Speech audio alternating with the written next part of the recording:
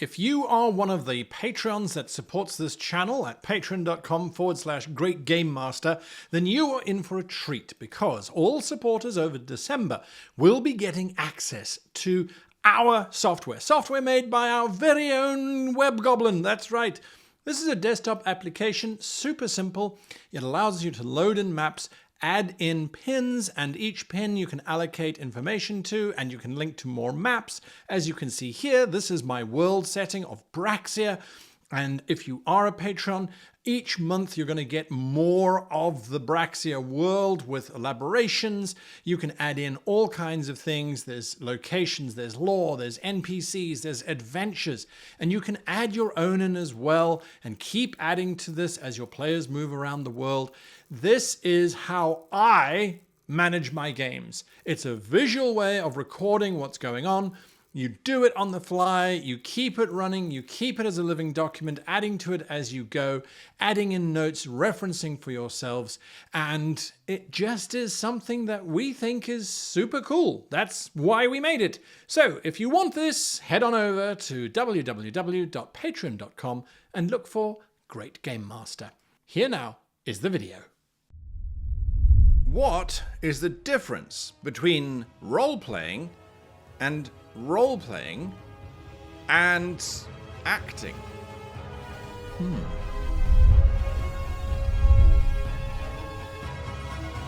Hello, and welcome to this week's episode of How to Be a Great GM. I was recently at D&D in a castle, hence why I'm wearing the hoodie and the fact that it's cold, and I was just blown away by a one-shot that happened. So we had wrapped up a 3-day campaign where we're playing for 8 to 9 hours every single day. We wrap it all up, there's a wonderful conclusion, and then what do? We've got one evening left to us. Well, obviously we're going to role play. I mean, that's the whole point. But we had the wonderful opportunity of being able to role play as a group with another DM. So one of the DMs, an amazing DM named Chris, he's always at the castle. He's just a really great DM. He'd put something together. So there I am sitting down with several of my players, and we get to play together. Mind-bending moment it was, because one of the players played this little goblin who had the most amazing New Yorker, I'm guessing, kind of accent and personality that I had never seen the player do before. The player traditionally has always played quite a stoic, reserved character, and now suddenly he's this, hi, I'm a goblin, hi. Where is the man I know? Then we had this Irish fellow, not that his nationality makes any difference, and he was playing this very doddering old German kind of man who would forget what was I saying? And it was mind-blowing. And then we had another fellow there who was playing this very, I don't know what kind of French person, and it was just so, you wanted to kind of punch him, but at the same time you might want to sleep with him as well. And then there was myself and one of the other players, and we were like, well, this is not something that we can step up to, so let's just watch this circus play out. And what a circus. I did feel sorry for the DM at one point because Chris is trying to create this horror, aliens kind of vibe. It was lovely. But actually, it ended up being this bizarre kind of weird farce of stuff. But we killed the monsters at the end. We nearly died. But everyone was, at one point, several of the players were in tears. They were laughing so hard because of the role-playing going on around the table. And I thought, well, does that mean that in order for there to be good role-play, you have to be able to do accents, and you have to be able to impersonate this little old man who can't remember? Is that something that makes good role-playing?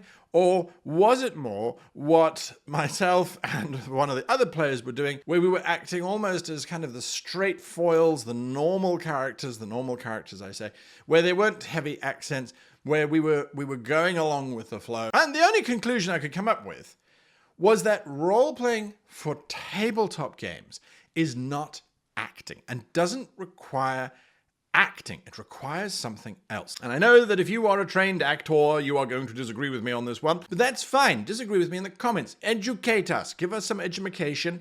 Let us know exactly why I'm wrong. But for those of us that don't have that kind of education, This, for me, is the difference between acting and what we do in role-playing. The role-playing space is not your stage upon which to perform. That's not the function of role-playing either.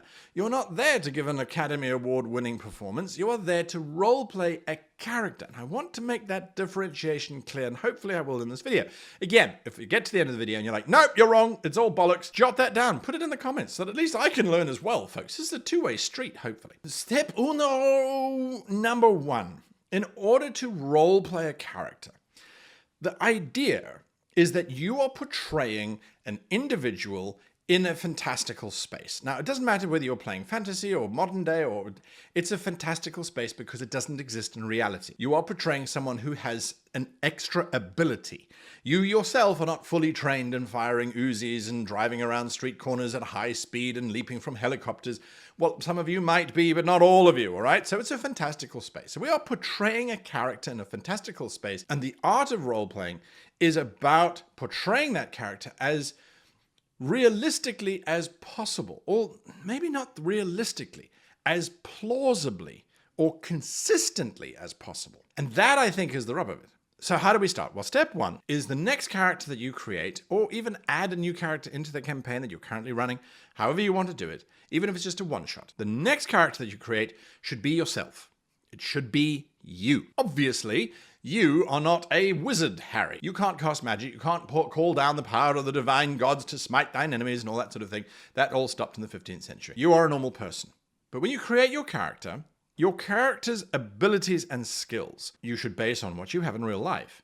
They're extraordinary abilities. The ability to cast magic or to use long swords and wear plate mail and all that kind of stuff. That you don't know. That you don't have as a skill. So now, once you've created yourself with your own personality, nothing has changed. Sit back and look at your life and go, well, how would my life be different if I could conjure magic from my fingertips? Or if I had the power to control people's minds, or to stretch my arms really long and really short. If I had those abilities, how would my life be different? What would I have done differently? Fundamentally, though, try and still look at it. What would have been different but kept me the same? So now, when you are running the game, you are playing yourself. So the responses that you are giving on behalf of your character should be what you would do within that context. So that's really easy. Now, you're not role-playing, you're not acting, and you're not portraying. You are conveying. You are saying, well, this is me. And this is what I would do, because the character is me, so I know what I would do. It's easy.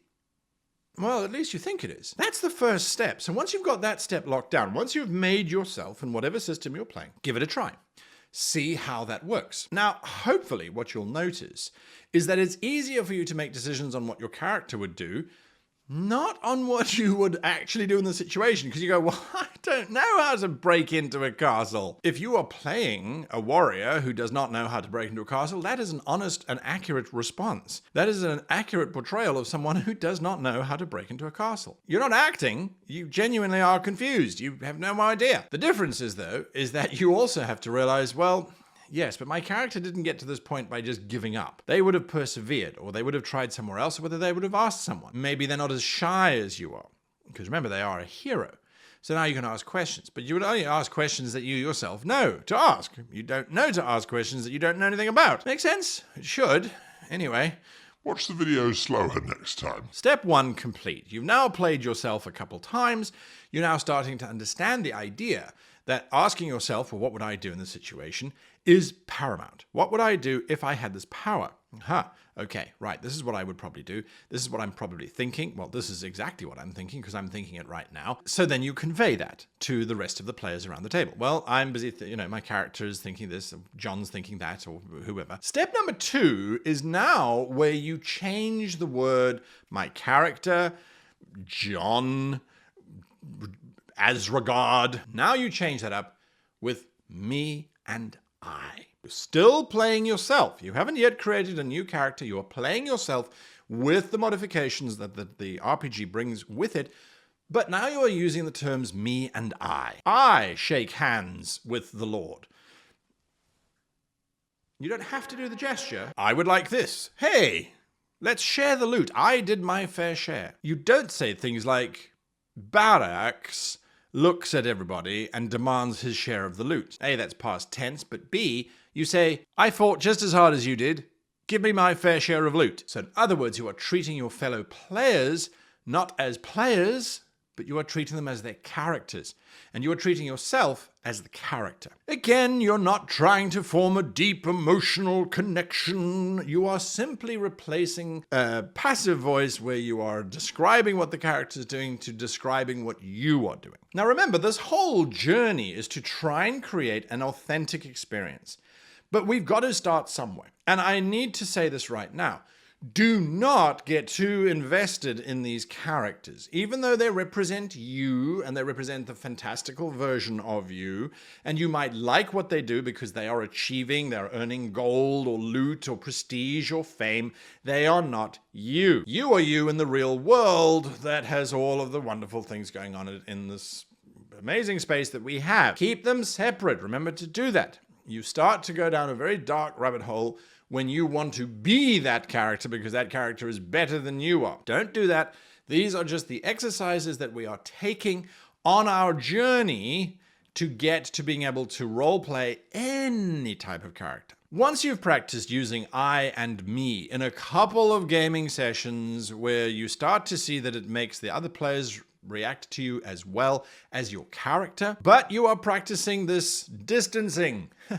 Guys, when we're around the table, I am not me.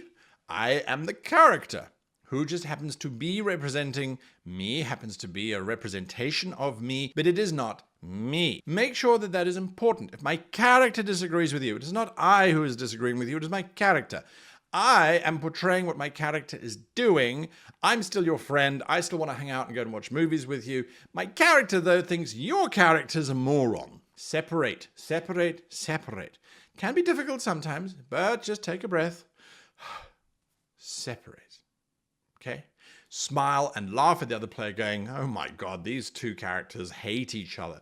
You're still happy with this though, right? You finding this fun? Seriously, you're finding this fun? Don't ever be afraid to step out of it and do that. There is no rule saying that once you are at the table, you are your character forever. No, not true. So step number 3 is take a character from a TV series or a film series that you know really well and that you love and that you admire and that you think, oh, that would be a good character. I wish I could play, or I wish I could have been there when they were filming that because that must have been so much fun, etc., etc. So take someone that you know fairly well and you can predict, oh, they're trying to get him onto a helicopter. He doesn't like flying, fool. He's going to drive. He's never going to fly.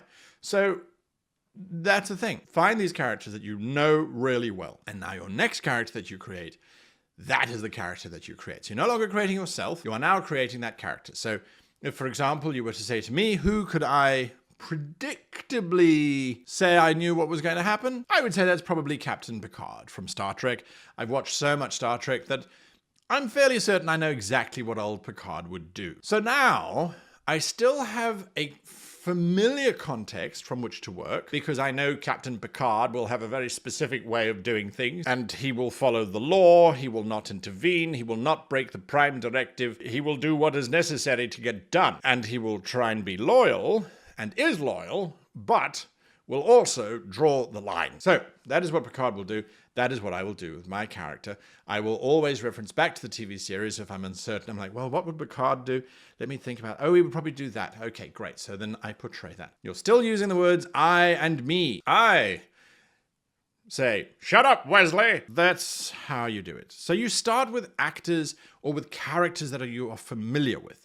So you're taking one little step away from using yourself and you're now using the character. The final step in this process is the last one and is arguably the one that requires a lot of practice in terms of remaining consistent. And that is where you are creating a completely new character out of nothing. So you're not drawing it from a film, you're not drawing it from an existing character, you're not drawing it from yourself.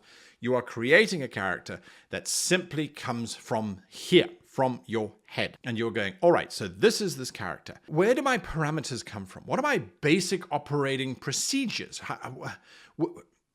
And when you look at strong characters, when you look at individuals that are fairly predictable on the surface level. And again, we're not trying to write deep literature. We are not creating Oscar-winning movie performances. We are having fun and role-playing. So we don't have to deep dive, my character, I've spent years figuring out his psyche. No. We don't have to go that far. We need to answer 2 questions, which will give us, hopefully, enough of a beginning that as you are role-playing, you can remain consistent to the character idea so that your fellow players go, oh, that's Larian, isn't it? She's always going to be doing that. We know that that's exactly what she's going to do because it's Larian. Or, ooh, they just pushed Larian's button. She's going to blow. That is what you are wanting from the rest of your players. They're not thinking about, Brian who's playing the character Larian. They're thinking about Larian.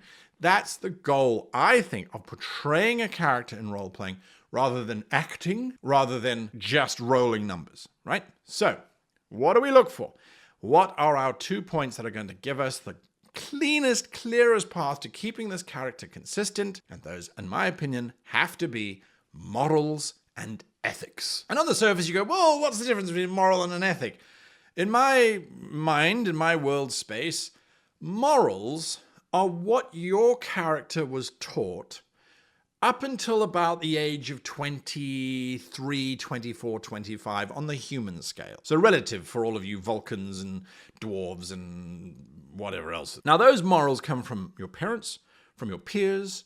They come from life experience that you have whilst growing up. They're pretty inflexible. They are things that are pretty rigid, okay? Most things in our lives are pretty inflexible and pretty rigid, unless you have a very open mind and you're actively trying to change things. But in that case, then your moral is to be adaptable, and then you just refuse not to be adaptable. So by refusing not to be adaptable... Anyway, so...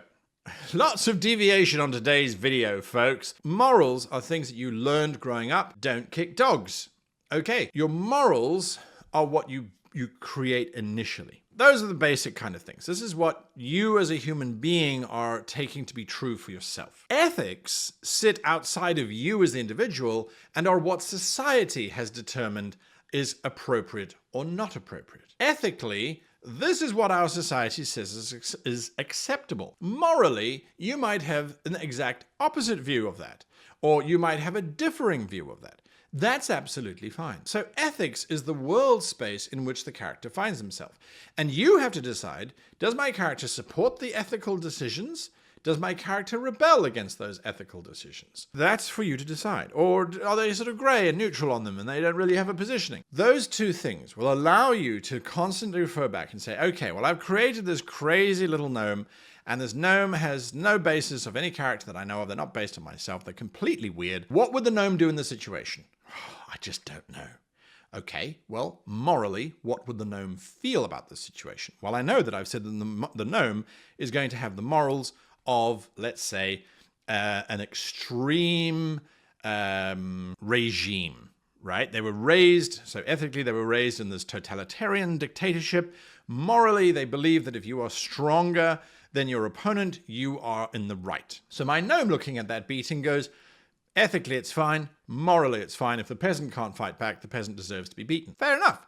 So what's your response? Indifference. And if someone says, oh, but that's not right, that's unfair, why? Absolutely fine. The law says that you're allowed to do it.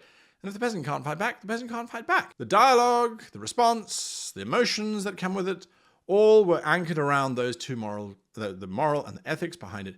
And that allowed you to react in a way that you as the player might be going, I hate it when people commit violence. I would never beat someone. I don't care if I was their lord or not. I still wouldn't beat them. Yes, that's you as the human. But you've now successfully separated yourself from your character. But you're still using the words I and me. I have nothing wrong with that. I see nothing wrong with that. It's not saying that you as the human player has anything wrong with it. It is saying that your character that you are portraying is. So that, folks, is my long journey of how to portray a character, how to role play rather than how to act. You are not becoming the character, you are not embodying it, you're not learning to be it. You are referencing a set of parameters. You are using certain keywords and then you are putting those keywords into a vocalized kind of space.